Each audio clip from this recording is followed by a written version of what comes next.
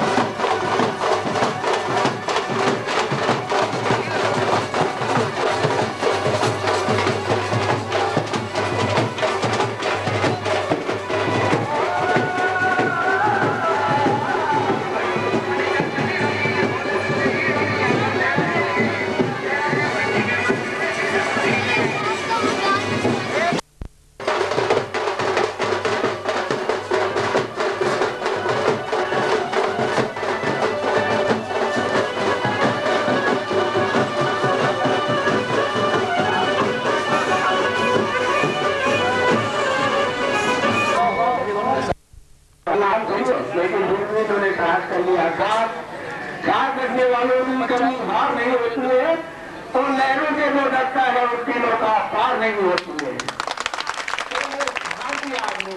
संघर्ष किया, संघर्ष करते ही रहेंगे। उमेश भाई, उमेश भाई आदरणीय गणेश जी, सभी मेरे बुजुर्ग जो मेरे पिता तुल्य हैं, सभी मेरे नौजवान बात कहते हैं कि ये वोट किसी को मिलेगा तो मेरा वोट उसको मिलेगा जो नीम का थाना को जिला बनाएगा। जिंदाबाद। इस दरमियान इलेक्शन से 8-10 दिन पहले पुलिस की इंटेलिजेंस ये कहती थी कि रमेश खंडेलवाल चुनाव जीत रहा है। रमेश खंडेलवाल नहीं जीत रहा है, इस इलाके का ये लाडला चुनाव जीत रहा है, जिसके पास कोई पार्टी नहीं है, कोई जातिगत आधार नहीं है, कोई कुछ भी नहीं है, और फिर ये चुनाव जीत रहा है। ये इंटेलिजेंस ही कहती थी कि उस पीरियड में भाजपा के लोग बाकायदा आए और गाड़ियों में खूब पैसा भर कर लाए।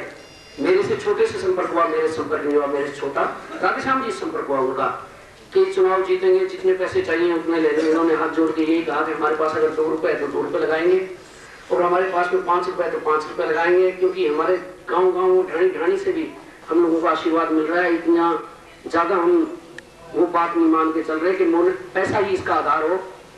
उसके बाद में नरपत सिंह जी राजवी जैसे ने संपर्क किया।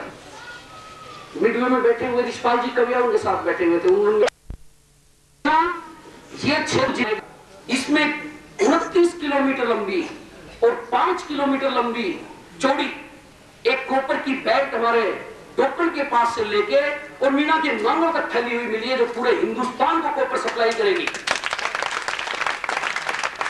यहाँ की कॉरिडोर लाइनें जो आ रही है, ये अपने आप में एक ऐतिहासिक आ रही है। हम और आगे चढ़ावा होंगे तो फिर से आगे बढ़ेंगे।